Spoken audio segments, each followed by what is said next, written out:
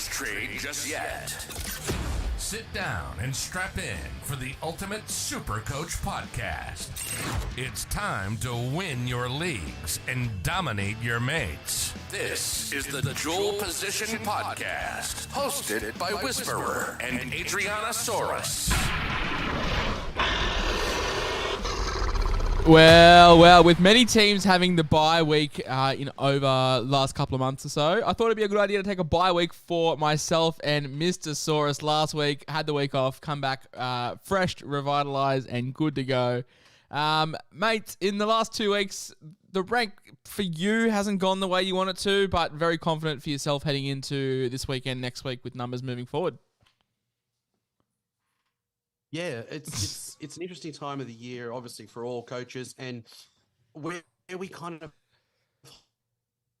soapbox going, I'm a professional at the old buys. We've had lots of curlies, haven't we? Heaps of curlies, and I mean, I don't think you brought in Mitch Moses last week, did you? So, it's been harder, I reckon, than we probably expected. We've had players just go down that we're starting to build our numbers to get into these buys, and even like Ali Katoa, I brought him in, got a bad score, and then he's not even there this week. So it's been a hard old sort of buy schedule, and like we found out after the last buy, the following round was extremely hard, and I reckon it's going to be even worse in round 17. So it's exciting and scary, and not going on all roses, unfortunately for me, but it's fun nevertheless. Yeah, round 17 is looking like an absolute struggle. On one end of the spectrum, you didn't have the greatest week last week. I was the opposite. I had a pretty decent week. We'll touch on those in due course, but there's been some big news from around the league, so let's wrap that up. Damien Cook owners look away because Api Coruscant broken jaw at the hands of Tino, gone for about 6 weeks, and I'll tell you what, there were a couple of people that had the old Damien Cook Reece Robson double, and they're very much up shit creek. Yeah, well, people were like rejoicing. Cook owners because that was after, wasn't it? That game when going him instead of once Appy got picked and then Appy's down and everyone's like, oh crap, I lose Cook, and then people were like, I didn't go Cook, I've gone Robson, and there you go, he's off. I reckon actually, the model that they've had in the past with Appy and Cook, I don't know if that worked for New South Wales, but I think I like Robson and Cook as a combo. I think it's going to work well. He's a real goer, old Reece Robson. He's a footballer, that kid. He's a footy player. I hear about it from St. George fans every bloody week. Why the hell did we get rid of Robson? Speaking of one State of Origin superstar to another, Luke Brooks looking like he's done a grade 2 Hemi, which is I think the same grade as what Cleary did. So probably looking at around that 6 week mark. Not huge for Supercoach, but Appy and Brooks out. Does leave Buller owners. I mean, Buller owners, it's probably fucking everyone listening to this podcast owns Buller at this stage. But it leaves us sort of wondering what his production's going to be like. Still think he's got a low enough break even to be a hold. Cody Walker had the quad out last week. Thankfully, he stepped in as my captain, which was a real boost after VCing Ruben Garrick. So Walker's out with it. How the hell did you? Why did you go Ruben after what we saw in centre? Because I had no one else. It was him or Nick Meaney, and I was like, do I really want to leave my vice captains? I literally had no one. I was messaging Aman during the week because originally I had Cody VC, Moses C, and I was just Cody was out, and I was like, look, AJ. I ended up benching AJ, and I was just like, look, Garrick's the only one that I've got. And sure, we'll chuck on him, and obviously, paid dividends, so that worked well for me. I was like looking at it. I was like, I'll just VC Hines into, I'll go either a Gutho or I'll go a Hopgood for a safety. And then I realized, I have no way to loop, so I might as well just pick between him. And I went Hines, and that's 2 weeks in a row now because obviously Cleary the week before, and I've got Hines last week, so I can't buy a bloody captain for the life of me, so I really need something to land nice this week. They're pretty important, those captains, double points. I think for the last fucking 5 weeks, you've been sprouting the Brenko Lee will get injured train eventually, and your wishes, I would say, have come true. Looks like he's done a calf. No rough ETA on him yet, but our boy Valence Tavade could be quite a handy downgrade option next week if this is anything serious for Brenko. Yeah. Yeah, so not much more to say. Branko gets injured. The sun will rise tomorrow. It sort of goes hand in hand. So when Cobbo misses Origin with that hip pointer, he just hasn't recovered fully from it, which sees Xavier Coates come in. And JMK has re-aggravated that AC joint, which is sort of annoying for me because I do have Reid Marnie, who is out next week with the bye, and JMK was going to be my option to move on from. So yeah, JMK being out isn't great. It looks like he's re-aggravated the AC. So he is definitely one to monitor. NRL Physio says that you can play through these pretty easily. It's just a very, very painful thing. It'll probably require injections, but no long-term structural damage from him. Oh, round 15, we learnt a lot. Actually, for the first time in about 6 weeks, I've got more than 10 things we're going to talk about today. So let's head into the round that was in round 15.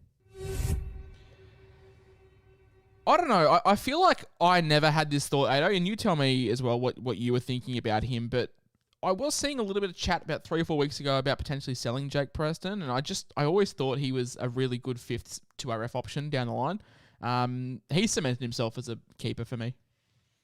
Yeah, well, that's right. I mean, when you look at these players, I guess we get disappointed when they're not going as well as they might have started, like 70s and 80s. But with him, he's sort of been 50s. And I don't worry so much about players who do that occasionally go 70s, 80s, and blah. The Dogs have been disappointing this year, but remember, he's a rookie. I mean, it's going to be interesting to see rookie of the year. Actually, I was literally about to say mine probably goes to Preston. I don't know. I don't think Hopgood qualifies because I think he may have played more than 3 games. But yeah, mine for Preston, it has to be. Yeah, I mean, who's another rookie that's been... I mean, Lofi Khan Pereira, but he's sort of been in and out. I'm just trying to think of some cheapies that we started the season with that. Yeah, I mean, apart from... I think Preston's been he's been a good stronghold, and people who sort of were patient with him and held him, I think it's going to be a benefit to them. I never like admitting I'm wrong because, as we all know, I'm never wrong. However, and I think you'll probably admit this too, we absolutely bastard Moses traders in a couple weeks ago when they traded from Moses or Cleary to Moses. You and I said it was a very dumb trade, but we probably have to eat our hat here. But also goes hand in hand that Moses owners have been absolutely stung by Freddie. It feels like there was Hines, Reynolds, and Moses to pick from, and the third choice option that everyone thought would have been picked was the one that gets named. And Moses, if you did go on Moses, I mean, I jumped on him last week, and I didn't. I held Cleary because I was like, I've been hearing chat and from even Fitler how much he loves, loves Moses, and I kind of really thought that it was a disservice picking Nico as the utility. I thought they got that wrong.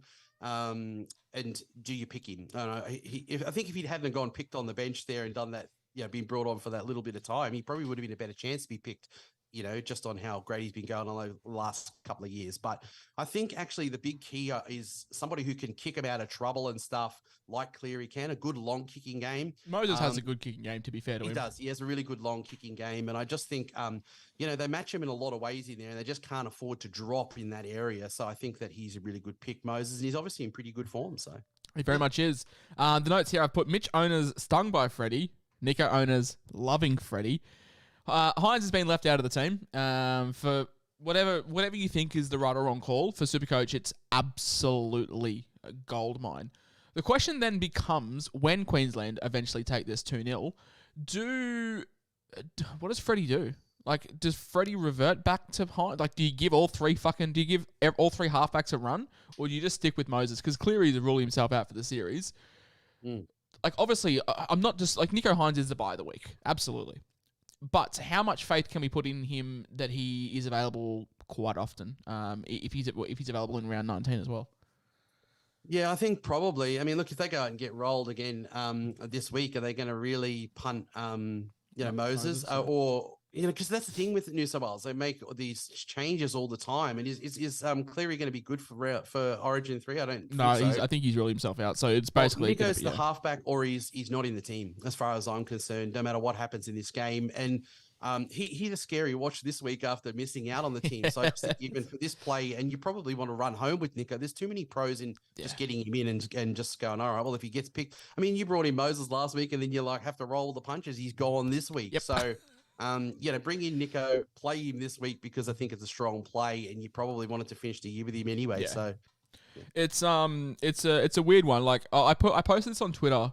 I sold Nico 3 weeks ago, And since then, he's gone 90 and 43 for a 2-round average of 63. Now, I think that probably works for both sides. I mean, I'm happy to sell a guy at 900k that only scored 63. However, if you held, like, you've got to be happy with a 63 considering the 2 tough matchups that he had. Obviously, if you captained him last week, like certain people on this podcast, you won't be over the moon with him. But still, like, overall 63 with 2 tough games, I think it works for both teams, but absolutely getting him in. Next point is Hooker. Mate, it's a fucking wasteland. It is grim. Cook and Robson and Grant all off at Origin. JMK's injured and end on a bye. Appy's injured. I mean, fuck, we're in round 16 and we're talking about Wade Egan and Reed Marnie being the best hooker options. This is worrying stuff. Jake Simpkin, because obviously Appy's out for a decent amount of time, and Simpkin, he's shown. I'm a huge De Silva fan. With some minutes, he's got a bit of Supercoach aptitude. Mate, I honestly didn't think. Look, I brought Jake Granville in back in round 8 as a downgrade option and also a bit of a meme. I didn't realise how fucking crucial he would be to my side. We're now halfway through the season, and with Cotter at Origin, Granville's looking like a decent hold. Simpkin, I am happy to let this one go through. I understand people love the idea of a cheap hooker. I don't see him as a big minute player. I also am a huge De Silva fan as a Tigers fan myself. I think he's a really, really good footy player, and I'm keen to finally see him play. I mean, look, if there was anything decent in there, like a Robson or a Cook, if Appy had survived, I know there was rumours that Cook would have been in. I might have traded Harry Grant, but I think after watching Harry Grant last week, I just decided, well, I'll take a shit bloody Sonny Leach score this week and just hold Harry. Yep. With Turbo in the team, Garrick at centre is totally fine. Manly, Turbo's looking like he's back to full form. And I understand they put a score on the Raiders who didn't play well. And they put a score last week. And they just look like Turbo. He's obviously not back to 2021 form. But fuck, like with him in the side, with Cherry Evans in the side, like they're going to put points up. And Turbo fit, they're going to put points up. And it doesn't matter what side of the field Garrick's playing. I mean, he kicked 9 goals last week. That's 36 points just in goal kicks alone. And yeah, he just looks really involved and really happy with his 170 points or whatever it was. AJ without Cody it's just not him. It's just not it. If Cody's ever out, I just don't think you can have faith in playing AJ. Look, if Cody's out and Trell's in, you can play them. But if both Trell and Cody are out, I just don't think you can play AJ at all. No, I don't think so. You never could. You needed them to be scoring shit ton of tries. You needed the ball to be flinging out there. And Cody Walker's the best left side player in the comp. In the comp in a long time, probably. So he is essential to Alex Johnston. And a lot of people say that if Alex Johnston wasn't on the left side of South, do they reckon that you could put, who's a shit winger? I reckon I could score. And this isn't taking the piss. This isn't taking the piss. Whisper on the wing. I honestly think I could score 5 NRL tries on the wing. Yeah, for South. All you got to do is catch and just fall I've just got to be fit enough to keep up with the play, and that's it. But now the thing about him is though, he's a good piece if you've got 5 or 6 pieces that you can move in and out of your matchup guy. He's worth 645. People obviously, I mean, I think someone who's alluring this week, particularly with Nico back in the team, is Ronaldo, who's having a really good year as well. If you need the money, could you trade AJ to Ronaldo? I mean, I prefer to sort of trade others. If you can get rid of a Croker who's at the 4-6, if you've got a bit of cash to do it, upgrade a mid piece, because I really think in certain games with Latrell and with Cody, you want AJ because he's got the potential ceiling on him. But look, I don't hate it if someone needs the money and they want to go straight over to a Ronnie because he's a try scorer too, averaging 70 or whatever for the year. Trades are super weird this week because I don't love trading Kroger because he's a warm body next week, and for me personally, I'm going to be short on numbers next week. So, but a 55, whatever last week. Yeah. So, but yeah, just on AJ, I actually think he's only got 3 weeks left of being relevant. They've got the bye this week, and they play 17, 18, 19. The bye in 20 and the bye in 26. And then from 21 to 25, the draw is putrid. So, I mean, AJ's a guy I'm probably going to be looking at moving on in round 20 myself. So he's probably only got 3 weeks left. So if you did want to move him on now, I think that's perfectly fine. Gutho without Dylan Brown. Oh, I mean, he was involved and he was everywhere. And Nico Hines will be my best trade-in of all time this year. I brought him in and he got 180 and I captained him.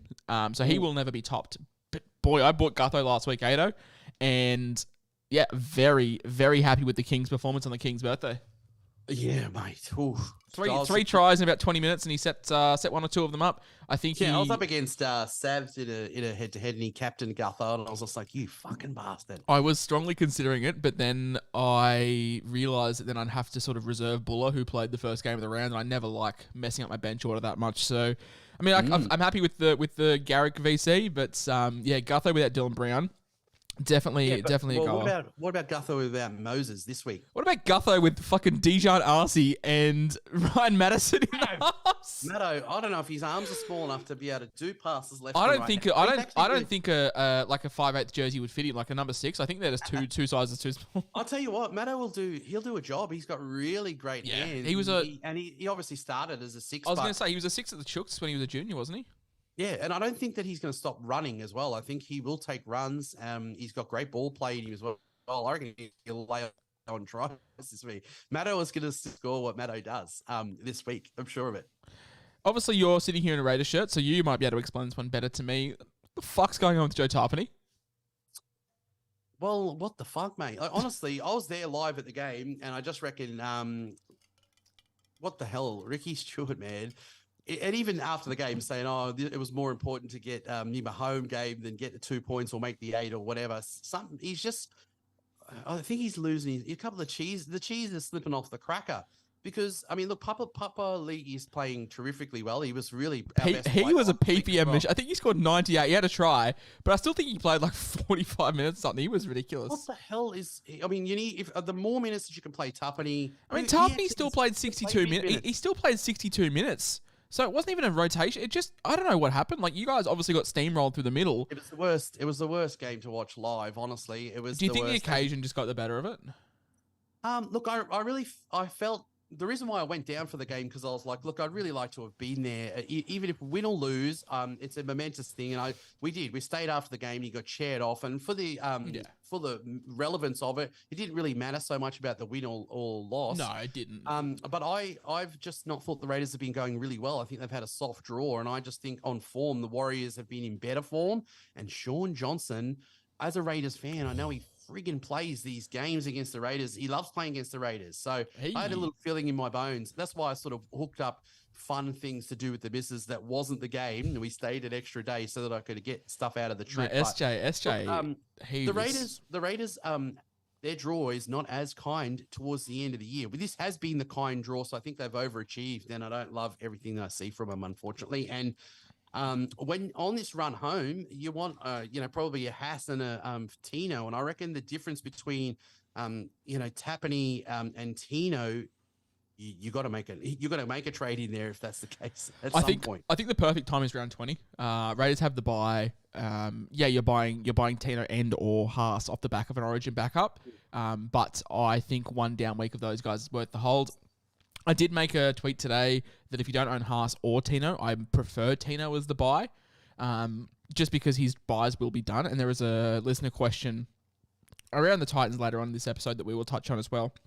But let's move into buy, hold, and sell. Alrighty, buys. I mean, it's pretty obvious. I know he's owned by 49% of the super coaches, but people like myself who trade him out, we've been presented a gift. With Nico Hines, we have, traded him out for, average of 60, which, as we've touched on, it's good and bad for both owners and non-owners. However, now is the perfect time to buy him back. I understand he's going to have a very, very high break even, but who gives a shit when it's Nico Hines? Absolutely. I don't think you have any, I don't think you've got any rebuttal on Nico Hines as a buy this week.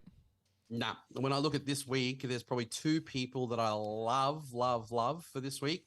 It's Nico Hines and it's Joey Manu in fullback. Yes. A lot of people have been saying I was going to sell Joey Manu. Obviously, you wait for this week now, and you may want to move him after this week, but you want him this week. So those are the top two guys I reckon you have this week for ceiling. Doesn't mean they're necessarily going to score the highest points, but those are the two that I'd be the most scared of. Yep. Another buy, obviously Clint Gutherson. We've touched on him.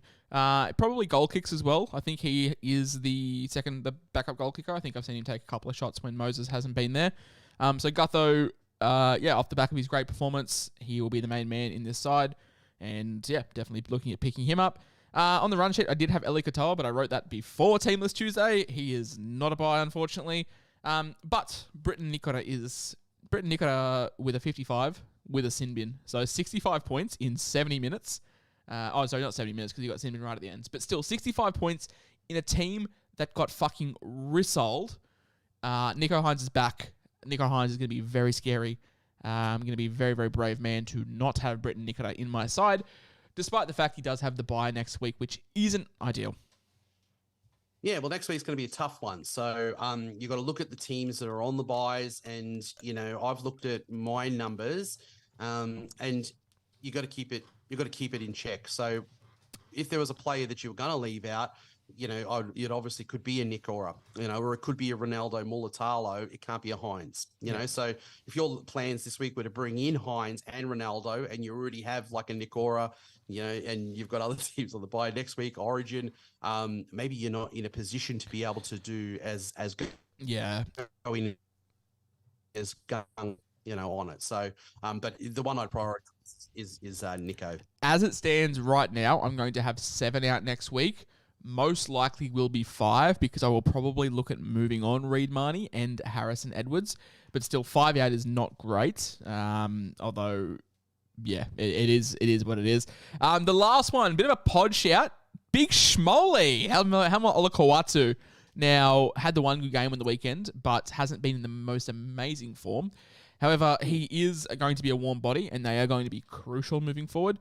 Big Schmoley, probably not at the top of my buy list, probably not at the top of my 2RF list, but he's someone that if you're looking to zig when others are zagging, we obviously know the ceiling that Schmoley has, so he could be worth... Would you be grabbing him or Johnny Bateman? It's because Johnny Bateman has the same dilemma as Britton Nikora. They're both out next week, and that's the unideal thing. If your numbers are fine for next week, Hamole is a purchase if you're low on numbers next week. Take a Matto. Yeah, so look, I think Bateman and Nikora are probably the targets. However, if you are lower numbers next week, then I don't hate the idea of bringing in a Hamole, and that's the reason why I was keen on bringing in Eli Katoa as well. But obviously, being ruled out with the eye laceration is not great. Moving into the holds, I think if you've come this far with JDB, you've got to probably give him another week. He does have the buy in round 20, so you're going to get another 3 weeks out of him as well before sort of a buy period. He's another guy you could move to Haas and or Tino if need be. Yep. Another hold is Billy Smith.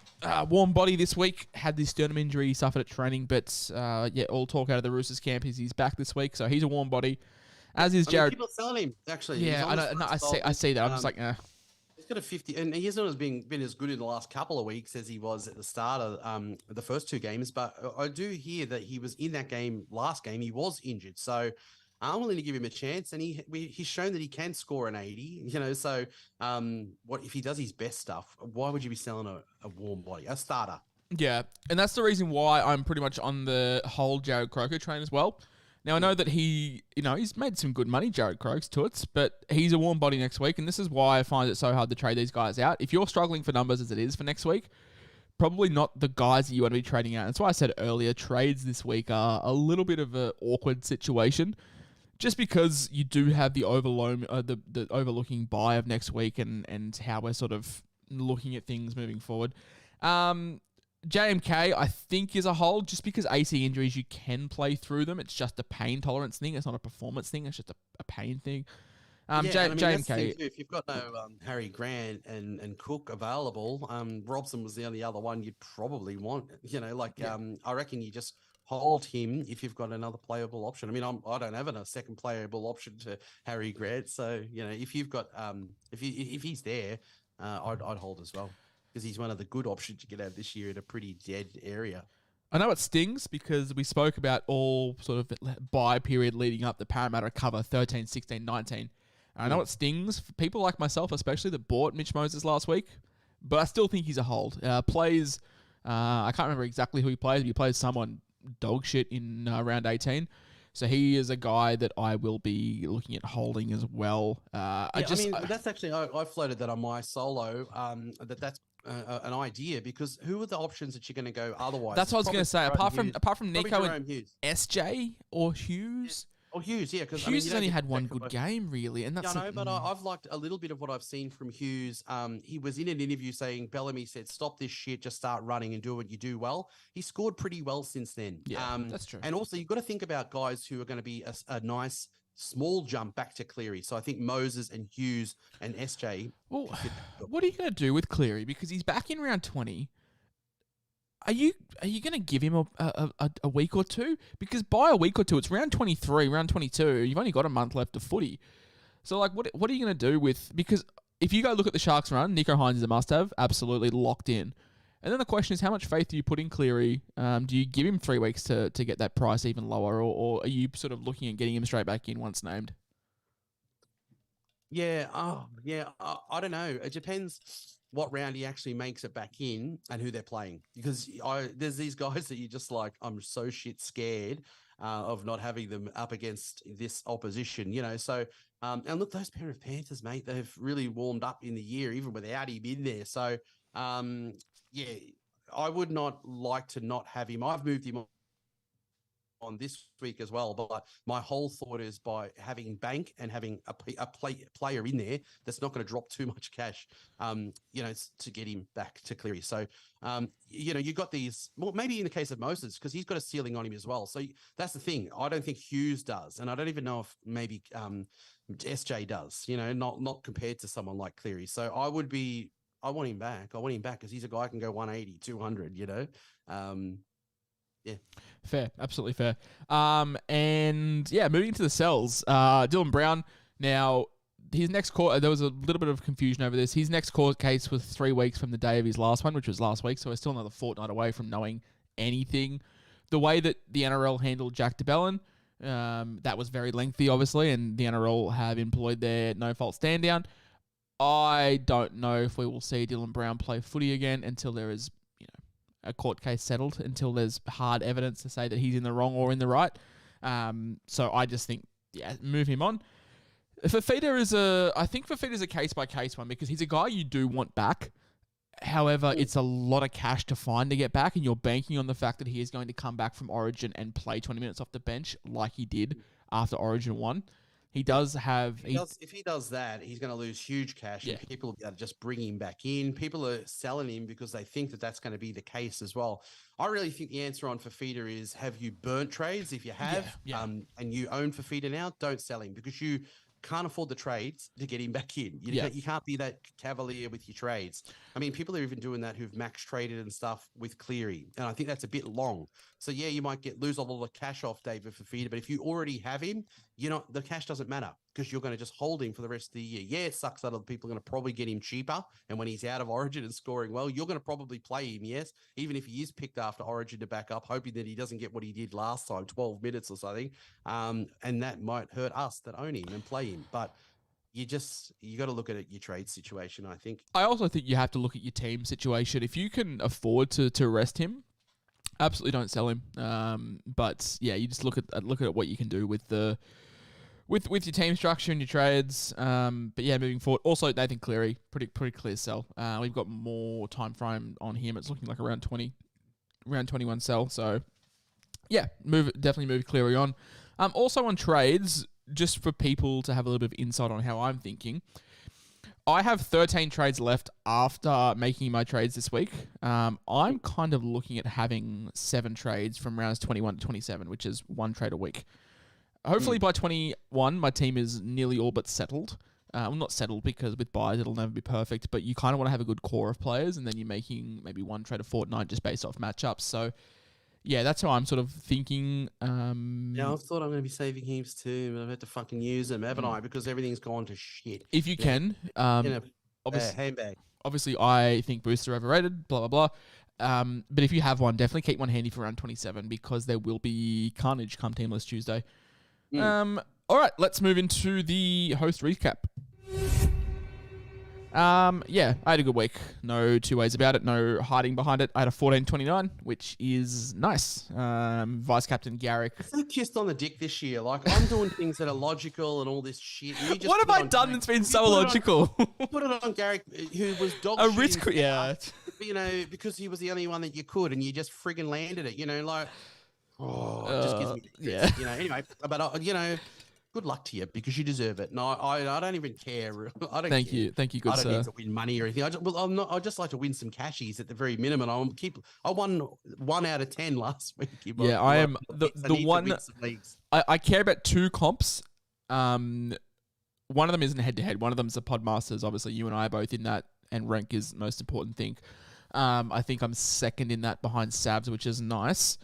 But the other one is my $250 SCWhisperer comp because, first prize is like fucking $4,000 or something. So, kind of hoping that we take that one out and we can donate the money to a really good cause.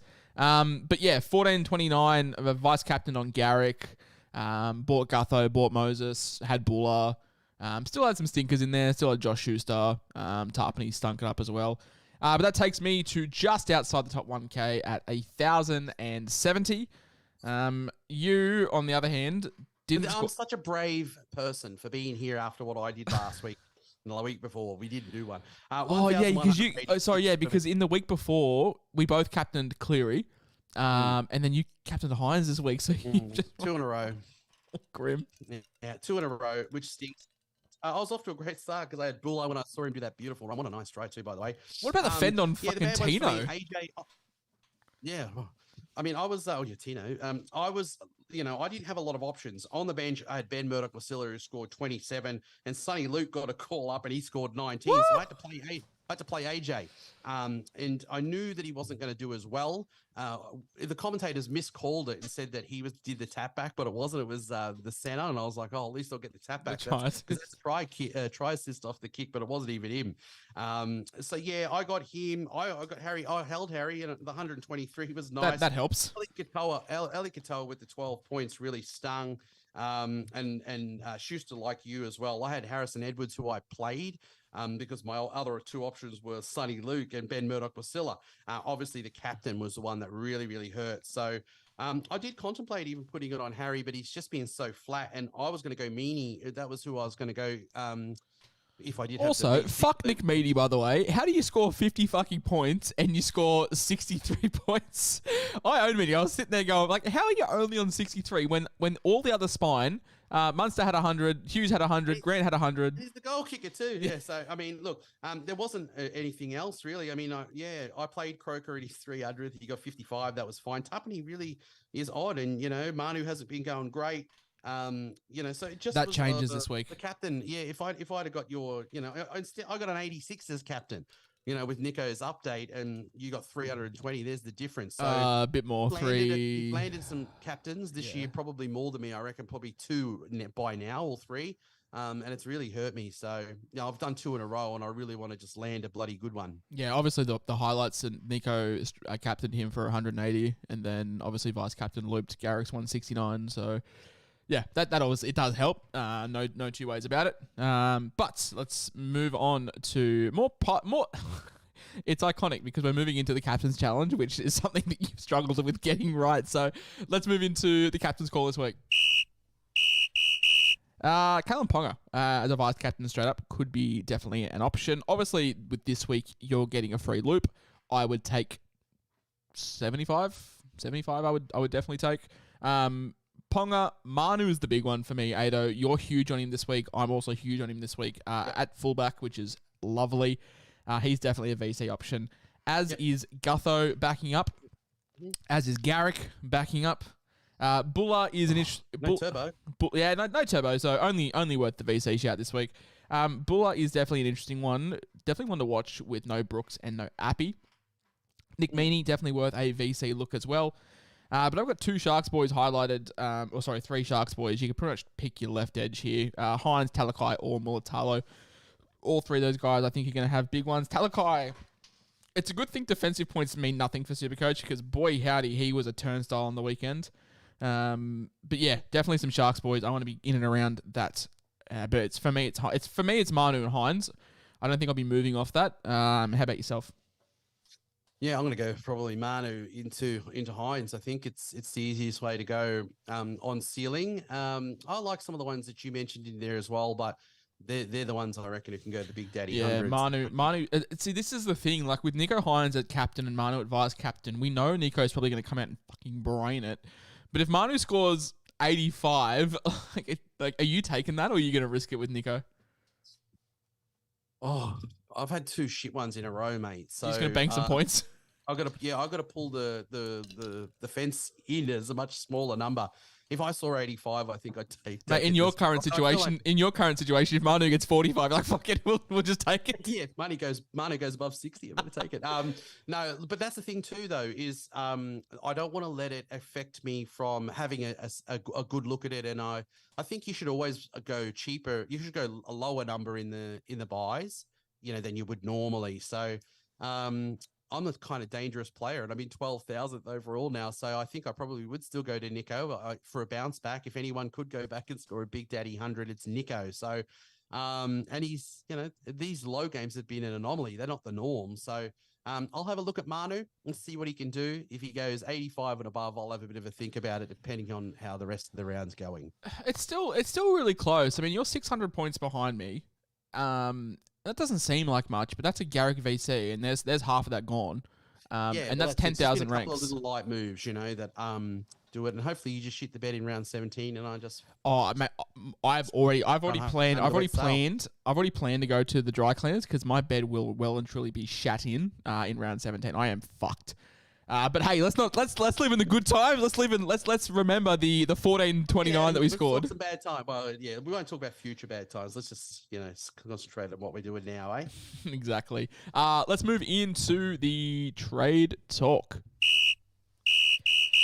Pretty simple one for me. Isaiah Katoa to Nico Hines. Fuck, I am glad to see the back of Katoa. But we are still 100k short of doing that move, so we need to move another option. And it was for feeder to Eli Katoa, just to help with the numbers next week.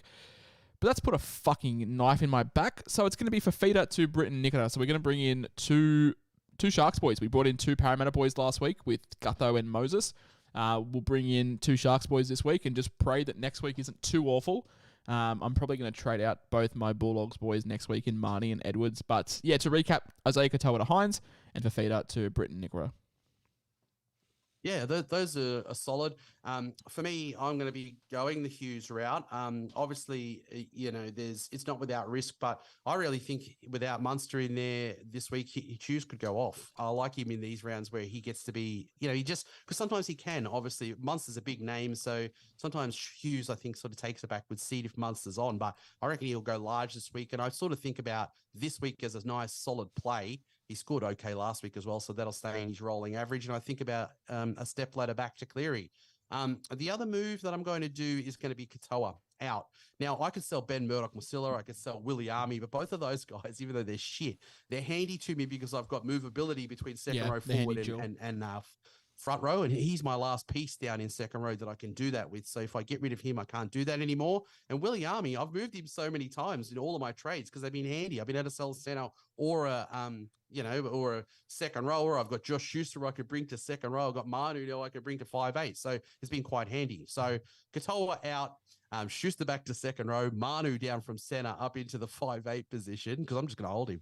And I'm going to bring in Ronaldo, yes, love that. So Hughes and Ronaldo in for me, and it actually gets me nice bank because I'm thinking about the next buy where my front row will consist of Edwards and Ben Murdoch-Masila currently. Woo! So you love that. I've got some bank to be able to upgrade Edwards, which you talked about in your future moves as well. So I'll be able to do get at least a front rower in. Yeah, I don't have the bank. I don't have the bank anymore thanks to Eli Katoa being out. I was really banking on picking him up for 100k cheaper. It would give me like 200k in the bank, and I was looking at going Edwards to a Haas or Edwards to a Tino, but can't do that. Let's move into tips because obviously we didn't give an update last week. I gained 1 on you, and then this week you gained 1 back on me. So as it stands now, you're on 74. I'm on 67. Your 74 is actually 72 if you take out the bonus points for the... Don't keep mentioning that. Counts. If you have a perfect week, you fucking deserve it. All right, so 74 to 67, so you're 7 clear of me. All right, let me pull up the draw. Oh goodness, I don't have. Okay, hang on. I'll have to do this on the fly because ESPN hasn't updated for next week. So round 16, it is the Cowboys taking on the Panthers in Townsville. Fuck. No, I was gonna say I'm tempted to take the Cowboys, but Cotter and Val out's not great. Too many out. Yeah. All right, give me the Panthers, which is not fun. Yeah, I'm going with the Panthers as well. The Knights are $1.55 favourites, which seems baffling. And then again, the Roosters have been poor. Give me Sandon Smith to lead Roosters revival. I'll take the Chooks. I'm taking the Chooks too, actually, because they need to win. Oh, we didn't mention Greg Marzu can't set an alarm, doesn't know how to use an alarm clock, and missed the team bus, and he's been dropped for a week. Yeah, hell, which is fun. A couple of people as well. Parramatta up against Manly. I mean, you're missing Moses, you're missing Dylan Brown, you're missing Turbo, you're missing DCE. I'm going to take Parramatta on the back of a Gutho revival. Yeah, I mean, I just reckon you talk about the names out, and Moses is a big loss for them, and obviously Dillbags is out as well, which is a big loss for them. But when you take DCE and Turbo out of that Manly team, it is a big. I don't know, mate. Big for that team. I don't know, man. Like Manly recruited really, really well, and they have really good backup halves in Cooper Johns and Jake Arthur. Nah. The Tigers up against Melbourne. This is in Campbelltown. Now, the Tigers will be without Stefano Utoikamanu. How? I mean, not even the front rower to pick from the Tigers if you're going to ask me, but I'm going to take the Storm here. Yeah, I'm going to take the Storm as well. Yeah, you lose two big players out of there as well, but I think they got enough experience in there, and Hughes is probably the difference as well, because I think he's a quality player that's in that team that'll still get him around. And they are looking a lot better. They absolutely did a number last week on the old Sharks. I think that'll do them the world of good, and I think that they'll bank the points in this game as well. I very much fear for the Bulldogs in this game. The Sharks at Shark Park up against the Dogs. I think this is going to be a good old-fashioned beatdown. Yeah, I think so. Look, after last week, they probably had a rocket put up them, and how nice for Ronaldo owners or Nikora owners or Talakai owners, even over the other side for Katoa, Ramian, anyone that you owned. It's a gift, to get Nico back after the last couple of weeks that he's had, the loss last week, missing Origin. I don't, and look, let's put a word out there as well. Nico is my favorite player, not just because of what he does on the field, what he does off the field. He's an amazing player, and I really hope that this hasn't got him down into a rut. I don't think it will. I was literally about to say, I expect a 30 from Nico or like a 180. I just think it's gonna really, because this is the first time Nico's really ever faced criticism in his career. It was a flawless season for him last year, a flawless start to the start of the season this year. His leadership's now being questioned. His ability to lead a team is now being questioned. This is the first time that we've really seen Nico really have his back against the wall. And I think we're going to see a lot of sort of who he is as a person this week. So I'm very, very excited to watch it either way. We have a couple of questions, I say a few. The Discord was actually popping off with questions today, so I actually had to cull a few. But the first one, this is a bit of an off-topic one. Clipzilla asks, if you could compare yourself to one current NRL player, who would it be and why, with reference to physical and mental characteristics? Yeah, I'd probably be I'd probably be Victor Radley. Yeah. I'm a bit of a loose unit, and I don't know really how to help myself. I'm a bit of a roughie too. So, at Magic Round, I was in a bad mood on one of the nights, and the missus was there because she was going to come and kick on with us. And on the way back to the hotel room, I belted two blokes who got in me face in the head. So I'm a bit like Victor. I'm a bit of a hot head. And now on reputation, Ado doesn't have any sponsors. I'm dangerous. I'm dangerous. I will say Tom Starling, full of potential but never realised, and always falling out with the authorities above me. So that's mine. That's mine. All right, second solution. The Titans will be the first team to have all three buys done and dusted after this round. Are there any Titans players you would be targeting to get in your team? Now, I haven't had... Tino straight away. Like, absolutely. But I haven't had a look too much at the Titans run home. If it is somewhat appealing, I really liked what I saw from AJ Brimson in his return game. It does have the handy fullback 5'8" dual. So, yeah, it could be a really good option to sort of move around if need be. Yeah, for sure. I love the way Big Mofot's playing footy, and really good to see him, as a Queenslander myself, to see him get named in Origin. I think that's really, really well deserved. And if he's playing good minutes, then yeah, absolutely could get a good around a bit of Mofot. AO Stees, he is a regular contributor to the podcast. Hooker is such a dire position. How's it looking for the run home? Do we run with one premium? Does it have to be Grant? And when are we looking at getting him back? Now, I think back to our Hooker preview back in February, Ado. We basically said Harry Grant, in a perfect world, you sell in round 9 and you buy back in round 20. He has a pretty uninterrupted end of the season. And obviously that round 9 to round 20 is quite interrupted. Played well last week. But I think round 20 is when to buy him. But yeah, Hooker is sort of grim. It is. And, it's unfortunate for... who people at this, all the good ones that probably could get a good score are out. People will probably bring in Simpkin this week and he'll score a 70 or 80, and I'll play a Sonny Luke and get a 20. So that's going to be the win that you have in there. Up until this bit last week, Harry Grant has been going pretty average, for someone like JMK to be in there. Look, I hope to get to a point where I've got really good bank maybe and get rid of this Sonny Luke. And if it's not Cook or Robson, I'm just not going to bother in there. I'll just not play him, and I'll be a one hooker person. But I think you can do that this year because there's not a lot of options in there and not a lot of ceiling. Yeah, no, it does feel like that. I'm just chasing, ones that can go bigger. Yeah. It does feel like that. The last question of the podcast this week and the last thing that we will do is a question from Jesse Walker. Who are the go-to centre wings that cover this round and round 19? Now, Ado, the teams that do cover 16 and 19 are Parramatta, the Sharks, the Bulldogs, and the Tigers. Now, straight away, Ronaldo Mulatalo, a guy that you brought in, is a guy that I think you have to have. As is probably... If you can hold his spot, I don't hate Sifa Talakai. I love that I love their run home. Jacob Carraz, I've seen a bit of love for, but since he's returned from injury, it hasn't been the greatest. Since he's returned from injury, he's gone 39, 53, 49, 52. So it's just seeming like it's just base stats for him.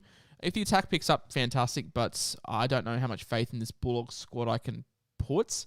I would load up on Sharks assets, but the problem is they have the buy-in next round, which is the crucial round for numbers. Yep. Yeah, I brought in Nico a couple of weeks ago. I've always wanted to have Ronnie, and particularly after the season he's been having, I really wanted him in there. I'm not as jazzed on like a Ramey and a Katoa or a Talakai myself, but I think you just got to tread carefully because we obviously have an upcoming buy for them.